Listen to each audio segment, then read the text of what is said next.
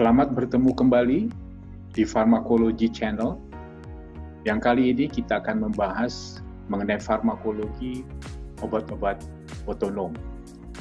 Merupakan teori dan top 25 soal yang dapat dikerjakan dan dilatih oleh mahasiswa Fakultas Kedokteran, Farmasi, Keperawatan, dan Kebidanan.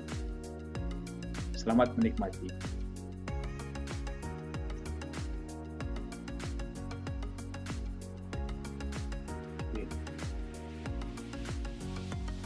Farmakologi obat-obat otonom terdiri dari teori dan top 25 soal yang dapat dipelajari dan dikerjakan oleh adik-adik mahasiswa dari Fakultas Kedokteran, Farmasi, Keperawatan, dan juga Kebidanan.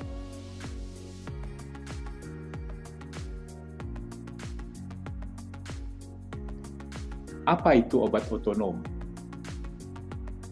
Obat otonom dapat menghambat atau meningkatkan fungsi sistem saraf parasimpatis dan simpatis. Obat jenis ini dapat digunakan untuk mengobati berbagai macam penyakit seperti glaukoma, asma, saluran kemih, dan saluran cerna. Farmakologi otonom adalah studi tentang bagaimana obat berinteraksi dengan sistem saraf otonom. Sistem saraf otonom memainkan peranan penting di dalam pengendalian organ-organ berikut ini, misalnya jantung, paru, saluran cerna, dan pembuluh darah. Apa arti dari kendali otonom? Sistem saraf otonom adalah sistem kontrol yang bertindak sebagian besar tanpa disadari dan mengatur fungsi tubuh seperti yang kami sebutkan sebelumnya, yaitu detak jantung, motilitas dari saluran cerna, laju pernapasan, respons pupil misalnya. Bagaimana obat mempengaruhi neurotransmitter otonom? Sistem simpatis dipengaruhi oleh obat-obatan yang meniru tindakan molekul adrenergik, yaitu norepinefrin dan epinefrin, dan disebut sebagai obat simpatomimetik. Obat-obatan seperti phenylephrine mengikat reseptor adrenergik dan merangsang organ target seperti halnya aktivitas simpatis. Obat otonom adalah obat yang bekerja pada berbagai tahap transmisi dalam sistem saraf otonom, mulai dari sel saraf sampai ke sel efektor. Obat-obat otonom ini mempengaruhi organ otonom secara spesifik dengan dosis yang kecil.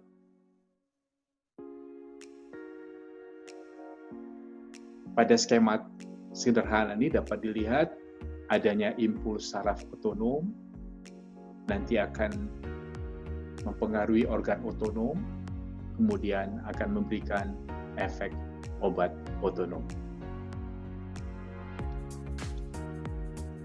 Skema ini menggambarkan bagaimana peranan neurotransmitter pada saraf parasimpatif.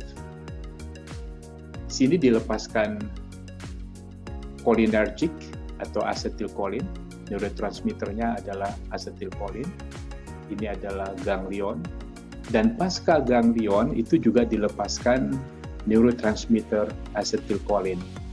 Di sini ada sel efektor. Jadi pada saraf simpatis, neurotransmitter yang berperan adalah asetilkolin pada preganglion, dan pasca ganglion sama-sama juga adalah asetilkolin.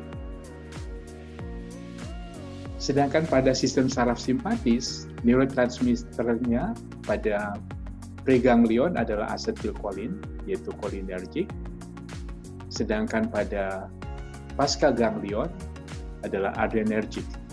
Neurotransmitternya adalah norepinefrin.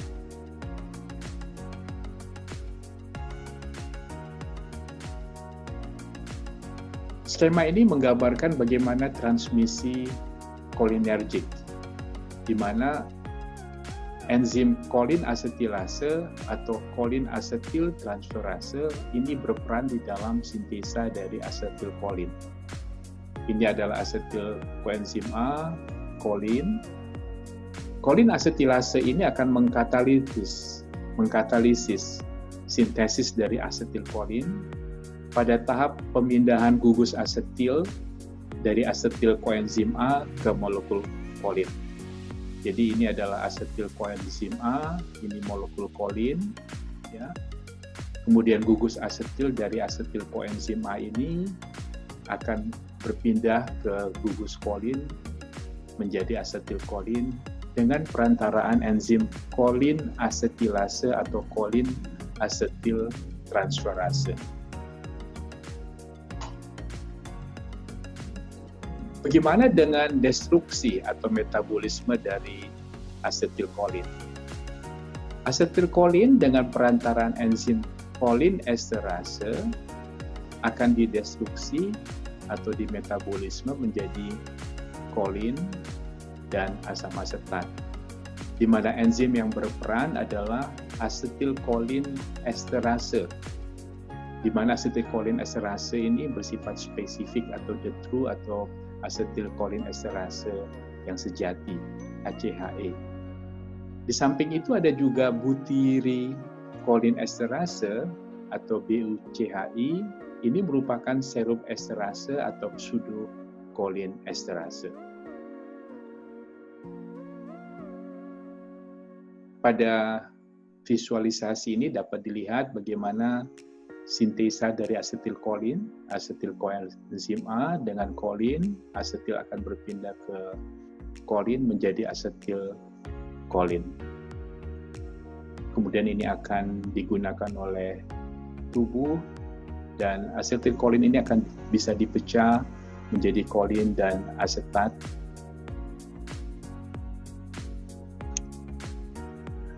Obat apa yang dapat menghalangi sistem saraf parasimpatis? Obat yang bisa menghalangi sistem saraf parasimpatis ini adalah antagonis reseptor muskarinik yang dapat menghalangi sistem saraf parasimpatis. Contohnya adalah atropin, tiosin, ataupun skopolamin yang didapat dari tanaman atau berupa alkaloida dari tanaman, dari Atropa belladonna dan Datura stramonium. Transmisi kolinergik di tempat mana saja? Transmisi kolinergik dapat terjadi di tempat berikut: otot rangka, efektor otonom, ganglion otonom, dan medula adrenal, kemudian susunan saraf pusat, dan membran prasinaps. Apa saja reseptor kolinergik?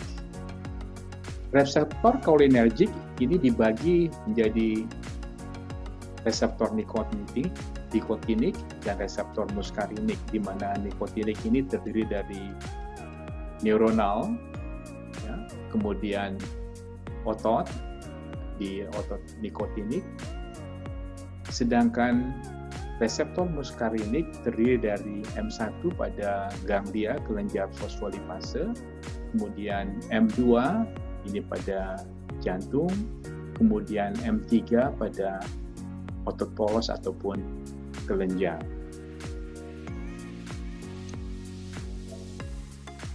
Apa yang terjadi pada perangsangan kolinergik? Pada perangsangan kolinergik, otot polos dan kelenjar ini akan dirangsang reseptor M1 dan reseptor M3. Sedangkan pada jantung yang dirangsang adalah reseptor M2.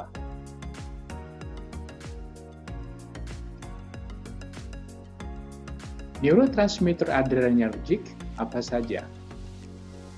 Neurotransmitter pada sistem adrenergik terdiri dari norepinefrin atau NA, kemudian epinefrin, dan dopamin.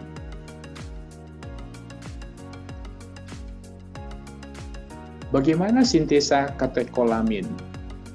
Kalau pada sintesa asetilkolin tadi sangat sederhana, tetapi pada sintesa adrenergik ataupun katekolamin ini agak panjang, ya. Mulai dari fenilalanin, kemudian menjadi tirosin, menjadi dopa, dopamin, kemudian norepinefrin, dan akhirnya epinefrin. Pada skema ini dapat dilihat ya mulai dari tirosin, dopa, dopamin, norepinefrin, dan epinefrin. Bedanya epinefrin dan norepinefrin, pada gugus norepinefrin ini no radical, ya, jadi no radical. Sedangkan pada epinefrin ini ada radikal di sini.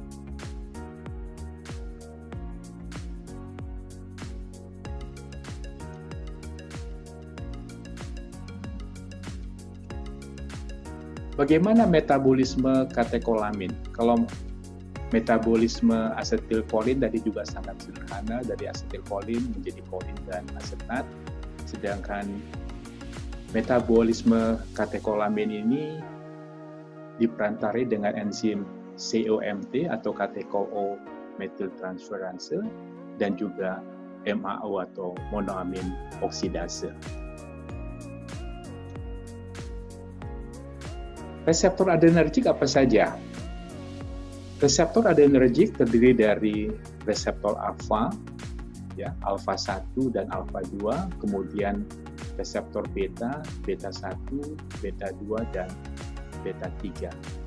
Di sini contoh organ yang diperantarai oleh reseptor-reseptor ini. Alfa 1 ini otot polos, saluran kemih, kelamin, usus, jantung. Alfa 2 ini ujung saraf adrenergik. Beta 1 ini pada jantung, beta 2 pada bronkus, kemudian beta 3 ini berperan pada lipolisis. Aktivitas pada reseptor alfa secara berurutan itu epinefrin lebih kuat dari norepinefrin, lebih kuat dari isoproterenol. Sedangkan pada reseptor beta, isoproterenol lebih kuat, kemudian epinefrin dan norepinefrin.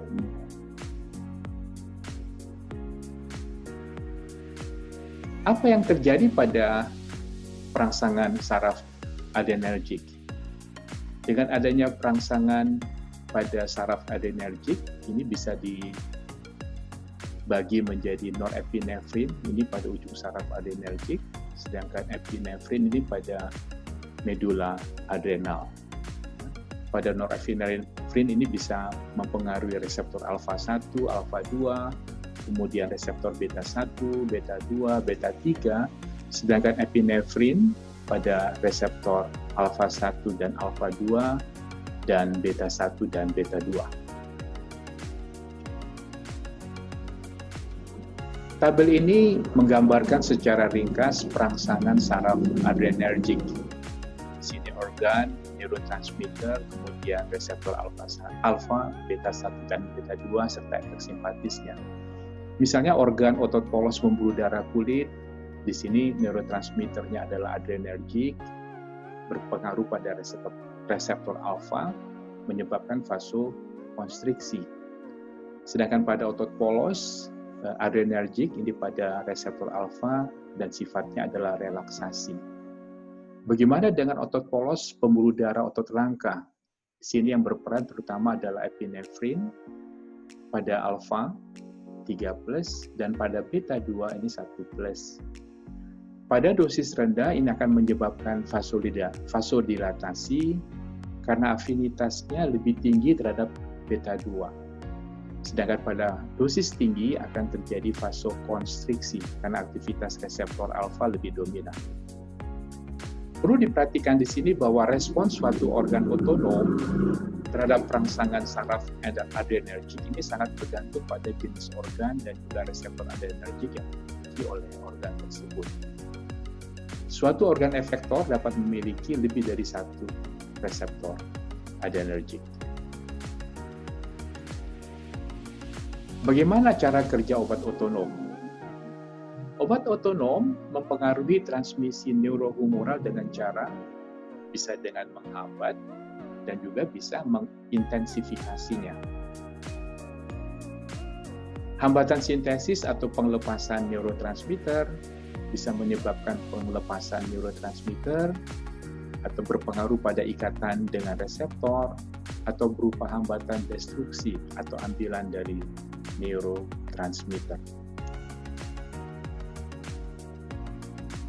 Obat yang berupa hambatan sintesis ataupun pelepasan neurotransmitter pada sistem kolinergik, misalnya hemikolinium, ini bisa menghambat ambilan kolin ke dalam ujung saraf sehingga bisa mengurangi sintesis dari asetilkolin.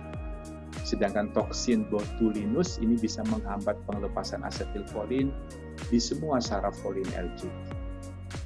Pada sistem adrenergik, misalnya metiltirosin, ini bisa memblok sintesis dari norepinefrin.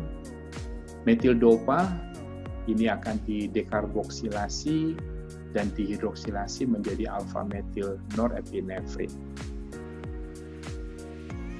Guanetidin dan brethilium ini bisa mengganggu penyimpanan norepinefrin sehingga terjadi pengosongan norepinefrin di vesikel. Ikatan dengan reseptor. Sebagai agonis, obat yang menduduki reseptor dan dapat menimbulkan efek transmitter. Misalnya muskarinik, contohnya adalah asetilkolin, pilokarpin, dan metakolin. Pada reseptor nikotinik, ini adalah asetilkolin dan nikotin. Pada adrenergik, epinefrin secara umum, dan bisa juga phenylefrin pada alfa-1, isoproterenol pada beta-1 dan beta-2, dobutamin ini lebih kepada beta-1 jantung, dan salbutamol ini lebih kepada beta-2 pada bronkus. Sedangkan antagonis ini obat yang hanya menduduki reseptor tanpa menimbulkan efek. Kolinergik ini bisa diblok oleh atropin pada M1, M2, dan M3, sedangkan pirenzepin pada M1 dan tubopurerin pada reseptor nikotinik. Sedangkan adrenergik ini prasosin sebagai alfa-1 antagonis dan atenolol sebagai beta-1 antagonis. Dua, menyebabkan pelepasan neurotransmitter pada sistem kolinergik, misalnya racun laba-laba atau black widow iatrotoksin, ini akan pelepasan asetilkolin berlebihan, eksositosis, dan disusul dengan blokade. Sedangkan adrenergik, ini akan contohnya seperti piramin, efedrin, amfetamin, ini sebagai simpatomimetik, bisa memicu pelepasan norepinefrin yang cepat dan singkat. Reserpin bisa memblok transport norepinefrin, 5-hidroksitriptamin, dan juga dopamin ke dalam vesikel. Sedangkan brethilium ataupun guanetidin ini bisa menghambat pelepasan neurotransmitter dari vesikel. Kokain dan trisiklik antidepresan yang lain ini bisa menghambat reuptake norepinefrin ke ujung saraf adrenergik. Yang keempat, yang bisa menghambat ataupun hambatan destruksi dari transmitter. Kolinergik ini antikolinesterase bisa menghambat destruksi asetilkolin, bisa menghambat juga asetilkolinesterase sehingga perangsangan berlebihan di reseptor muskarinik oleh asetilkolin. Sedangkan adrenergik, kokain, imipramin ini bisa menghambat reuptake norepinefrin di ujung saraf. Penghambat katekolom metiltransferase atau COMT, misalnya entacapone, penghambat monoamin oksidase atau MAO, ini tranilsipromin, pargilin, iproniazid. Dan sekarang sudah ada penghambat MAO yang lebih selektif, yaitu MAO-A, ini bisa berpengaruh pada norepinefrin dan 5-hidroksitriptamin atau 5-HT, sedangkan MAO-B ini pada dopamin. Penggolongan obat otonom dapat dibagi di dalam 5 kelompok. Pertama, parasimpatomimetik atau kolinergik, simpatomimetik atau adrenergik, parasimptolitik, penghambat kolinergik, simpatolitik, penghambat adrenergik, dan obat ganglion. Bagaimana respon organ terhadap rangsangan saraf otonom? Di sini ada tabel yang bisa dilihat organ apa saja yang dipengaruhi, efek simpatisnya seperti apa pada reseptor adrenergik, kemudian efek parasimpatisnya pada reseptor cholinergik. Misalnya otot radialis iris ini akan menyebabkan midriasis, ya, efek simpatis pada mata alfa 1. Sedangkan otot sphincter iris ini lebih kepada miosis pada reseptor cholinergik M3 dan M2. Bagaimana dengan kelenjar air mata? Rangsangan efek simpatisnya berupa sekresi pada reseptor alfa dan lebih kuat pada reseptor M3 dan M2 terjadi sekresi pada efek parasimpatis.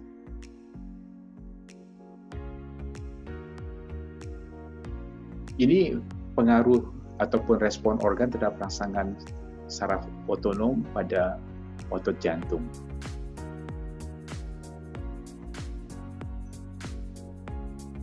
Tabel ini respon organ terhadap rangsangan saraf otonom yang khususnya pada pembuluh darah, terutama pada arteri dan arteriol.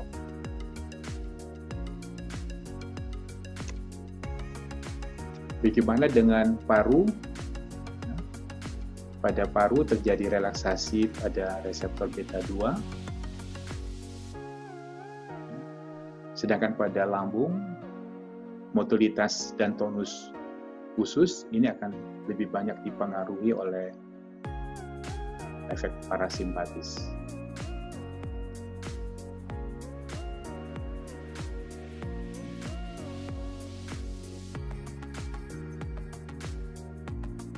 Ini terhadap organ ginjal dan organ uretra. Bagaimana pada uterus, kemudian pada organ reproduksi laki-laki, pengaruh efek simpatis ini bisa berpengaruh pada ejakulasi, pada reseptor alfa 1, sedangkan efek parasimpatis lebih berperan pada ereksi, pada reseptor M2.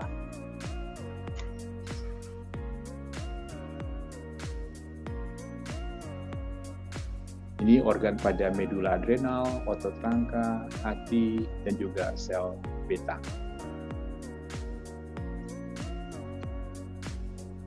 Bagaimana pada sel lemak? Nah, lipolisis ini bisa terjadi karena rangsangan efek simpatis, terutama pada reseptor beta 3. Sedangkan kelenjar liur ini lebih banyak dipengaruhi oleh efek parasimpatis.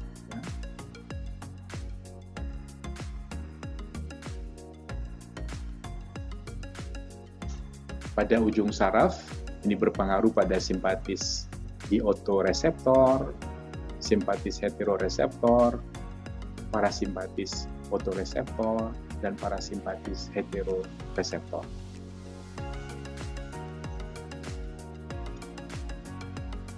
Bagaimana cara kerja obat otonom? Beberapa contoh yang spesifik dari obat-obat otonom. Ini adalah cara kerjanya yang berkaitan dengan cholinergik dan adrenergik. Misalnya hambatan pada sintesis transmitter. Pada cholinergik contohnya adalah hemicolinium, pada adrenergik ada alpha-metiltirosin. Hambatan penyimpanan transmitter.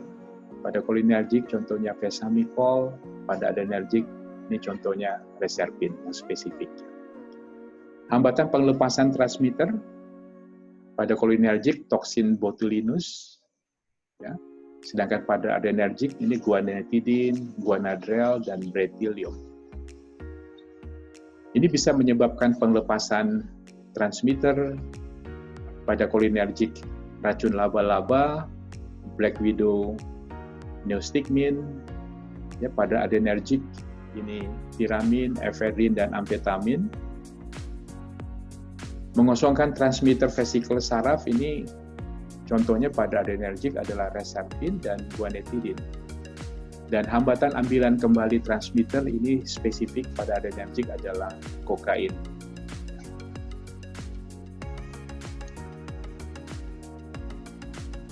Pada perangsangan reseptor agonis pada kolinergik, muskarinik ini adalah asetilkolin, kemudian metakolin, pilokarpin. Pada nikotinik ini asetilkolin dan nikotin, sedangkan pada adrenergic secara umum adalah epinefrin, alfa-1 phenylefrin, alfa-2 klonidin, beta-1 beta-2 ini isoproterenol, khusus beta-1 dobutamin, beta-2 agonis ini terutama terbutalin dan salbutamol.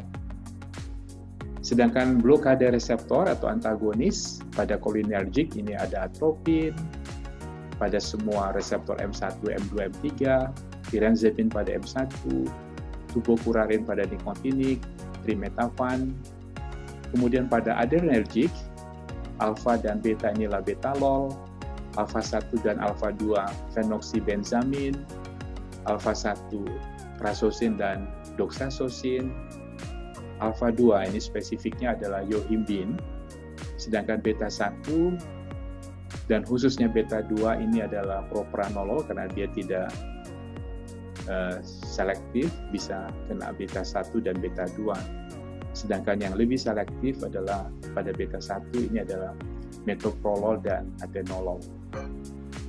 Sedangkan pada hambatan pengrusakan transmitter ini ada antikolin esterase. Di sini yang berperan adalah MAO inhibitor. Berikut ini adalah beberapa slide yang dapat dipelajari yang pada intinya hampir sama dengan apa yang sudah disajikan pada slide-slide sebelumnya. Hanya sebagai komparasi. Ini pada sistem simpatik, ya. Ini pengaruhnya pada beberapa organ ujung saraf otonom. Ya. Ini transmisi dari kolinergik ataupun asetilkolin.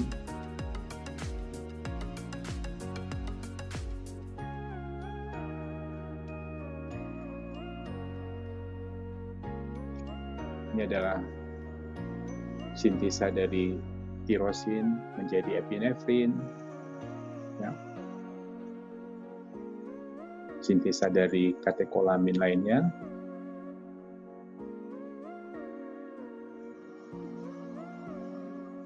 Ya. Ini adalah metabolisme dari norepinefrin dan epinefrin. Dengan pengaruh enzim MAO, baik epinefrin dan norepinefrin ini akan dirubah menjadi DOPGAL. Nah, dari DOPGAL ini akan menjadi DOMA, kemudian menjadi DOPEC, selanjutnya akan menjadi NOPEC, MOFGAL, dan DMA. Ya. Nah, epinefrin ini juga bisa dengan COMT dirubah menjadi metanefrin, yang selanjutnya akan dirubah dengan MAO menjadi MOFGAL. Demikian juga norepinefrin dengan MAO ini akan dirubah menjadi MOFGAL dan akhirnya menjadi DMA.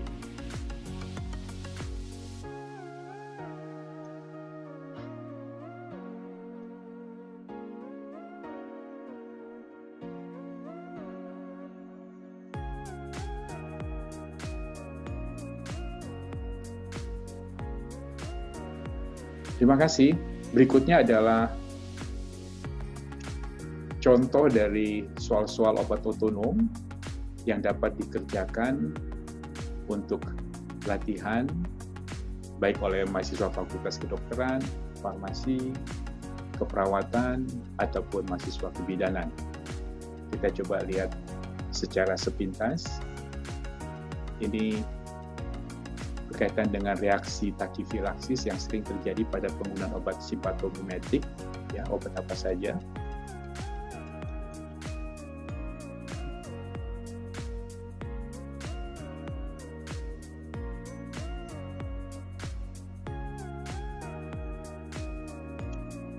Ini karakteristik dari saraf simpatis.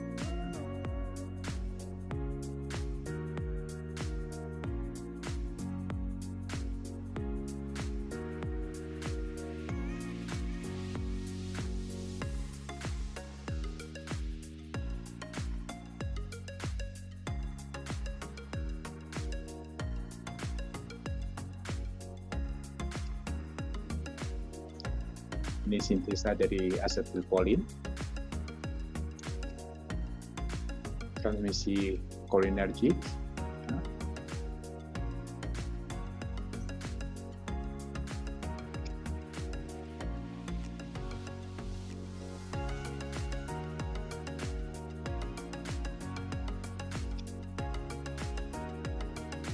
Atropin, ya, yang diperoleh dari tanaman, alkaloida dari tanaman.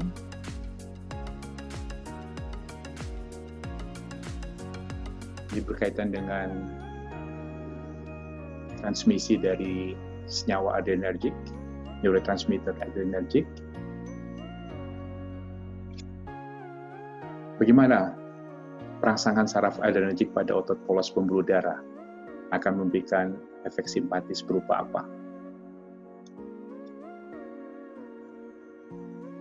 Senyawa adrenergik berikut ini dapat mengganggu penyimpanan norepinefrin, ya, sehingga terjadi pengosongan norepinefrin di vesikel. Dapat disebabkan oleh obat apa?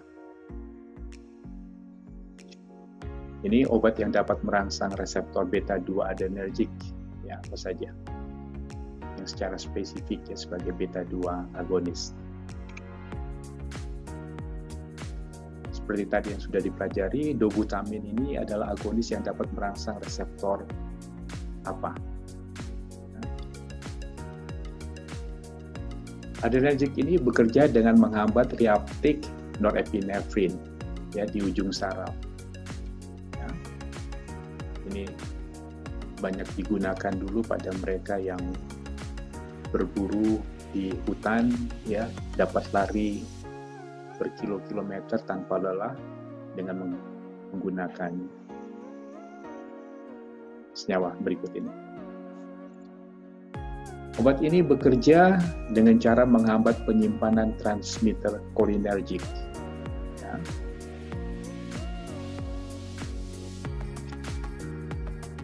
Obat yang spesifik bisa memblok reseptor alfa 2.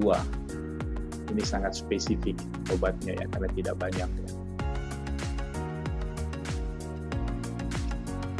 Yang dapat memblokade reseptor alfa 1 apa saja?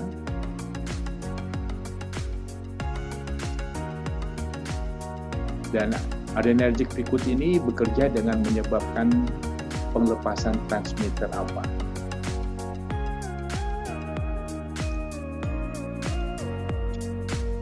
Ini pada pria bisa menyebabkan ejakulasi, dan ini merupakan efek simpatis pada reseptor adrenergik yang sangat spesifik. Kalau tadi ejakulasi, ini pengaruhnya pada ereksi ya, pada pria. Seperti tadi yang sudah dijelaskan, enzim ini berperan dalam metabolisme epinefrin dan norepinefrin menjadi dihidroksiphenylglycol atau DOPGAL. Ini enzim apa yang berperan di sini? Dan ini yang terakhir, enzim ini berperan dalam metabolisme epinefrin menjadi metanefrin.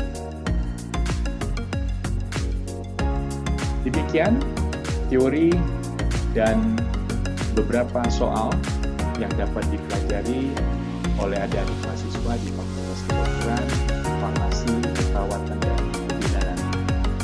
Selamat belajar, semoga sukses.